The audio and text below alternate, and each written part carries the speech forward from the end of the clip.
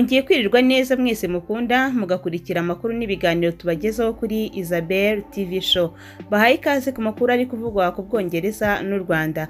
Abimukira bari kuzoherezwa ku munsi w'ejo mu Rwanda mu ndege ya mbere izabazana kuri ubu ngubu umubare wabo wagabanutse ngo hari n'ababyanze.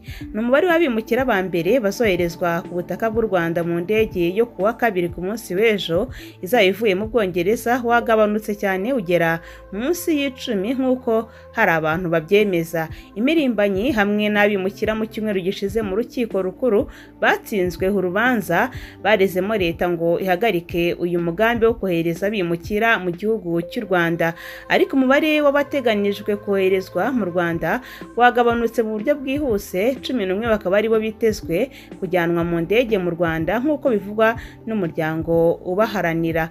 Umwe mu bantu bo muri Minisiteri y'Ubutegetsi yabwiye BBC ko mu bantu 37 bagombaga koherezwa mu ndege ya mbere kuri uyu wa kabiri mu Rwanda, ibirego ngo ku burenganzira bwa muntu byatumye umubare ugabanuka cyane bagera ku 10.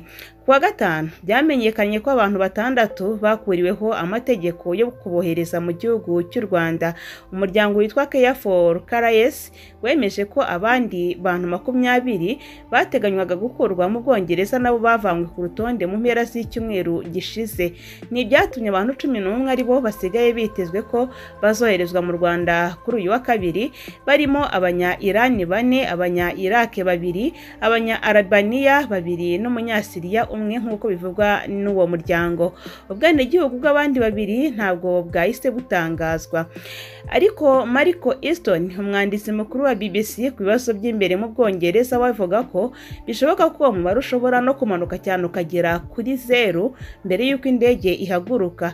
Kugeza kuwa gatanu abantu 130 bari bamaze guhabwa ubutumwa ko bagomba kuvanwa mu Bwongereza berekezwa ku butaka bw'u Rwanda. Ku cyumweru kandi abantu 111 bageze mu Bwongereza bari mu mato cyangwa ubwato, amato agera kuri 3. Kugeza ubu muri uyu mwaka abantu barenga 10,000 nibo bamaze kugera mu Bwongereza mu nzira zitemewe n'amategeko. Iki gihugu cy'Ubwongereza kirashaka kujya cyohereza abimukira mu Rwanda kigamije guca intege abandi bazaza binyuranyije n'amategeko no kurwanya amatsinda akora ubucuruzi bwo kwambutsa abantu muri ubwo bwato. Leta y'u Rwanda ivuga ko yemeye kwakira abo bimukira baturutse mu Bwongereza muri gahunda yo gushaka igisubizo ku kibazo cy'abimukira cyakomeje kunanirana ku isi yose. Ubujurire bw'umwanzuro w'urukiko mu cyumweru gishize bwatanzwe n'impirimbanyi zirimo n'imiryango ya Care for Caraes na Detention Action.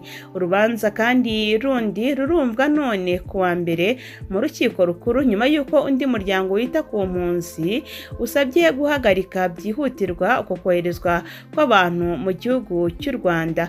Abategetsi b'u Rwanda bavuga ko biteguye kwakira no gutuza neza ababimukira bazava mu Bwongereza. Minisiteri y'Ubutegetsi y'Ubwongereza akaba yihagarariye Minisitiri witwa Priti Patel avuga ko abinjira muri iki gihugu mu nzira zitemewe n'amategeko aribo barebwa cyane no koherezwa ku butaka bw'u Rwanda. Gusa abo bireba cyane ni abantu bakuru bari bonyine. Abategetsi bashimangira ko imiryango yageze mu Bwongereza muri ubwo buryo itazatandukanwayo. Kuwa gatanu umucamanza Justice yavuze ko biri mu nyungu za rubanda kwemerera Minisiteri y'Ubutegetsi gushyira mu bikorwa iriya politiki. Umucamanza yavuze ko nta gihamya yerekana ko ababimukira bazafatwa nabi mu Rwanda. Ni mu gihe amasezerano ya leta zombi yamaganywe na benshi ku isi, aho banenga ko Ubwongereza bwivanaho inshingano bufite ku mpunzi n'abimukira baje barusanga ikabisundikira igihugu gikennye.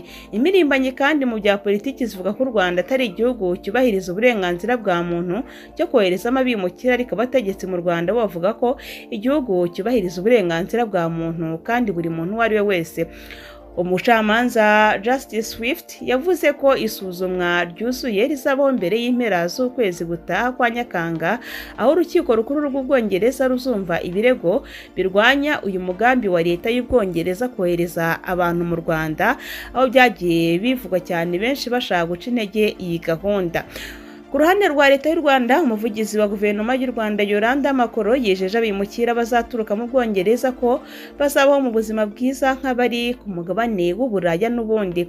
Yolanda Makoro yavugiye mu kiganiro yagiranye na Sky News nyuma y'aho urukiko rwo mu Bwongereza rwari rumaze gufata icyemezo cy'uko abimukira bagomba koherezwa mu Rwanda guhera ku munsi w'ejo kuwa kabiri tariki ya 14 Kamena 2022 rumaze gutesha agaciro ikirego cy'abashakaga kuburizamo kiriya gikorwa.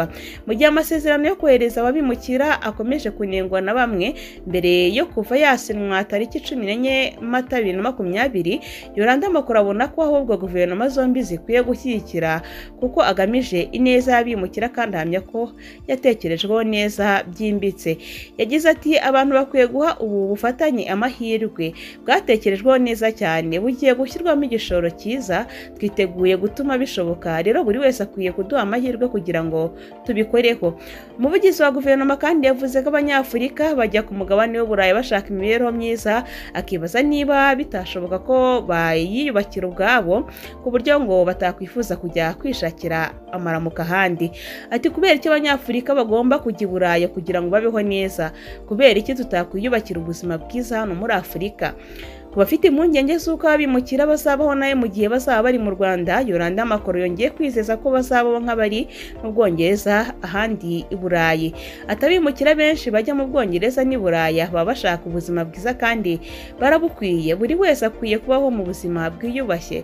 Ati kandi nibwo turi gutanga hano mu Rwanda, si ugutanga umutekano ku bantu bahunga amakimbirane no gutotezwa gusa, ahubwo dushaka gutanga amahirwe kubifuza gutera imbere, abashaka kubana natwe hano tugatera imbere twese hamwe. Abimukira bakaba bakabijana nibo bateganijwe ko bazagera mu Rwanda ku ikubitiro, nubwo ibinyamakuru bitandukanye bigaragaza ko ku ndege ya mbere abari kuza bagabanutse bageze ku 10 cyangwa se 11. Reka mbonero kubashimira mwese, mbifuriza ibihe byiza, tuzakomeza tubakurikiranire aya makuru ajyanye n'abimukira n'igihe bazaba bageze mu Rwanda tuyabagezeho, twibutsa ko kandi inyubako abimukira bazatuzwamo zamaze no gutunganya ndetse bamaze no kuzitaha kugira ngo batangire kuzibamo. Bashimiye, mbifuriza ibihe byiza. Bye bye.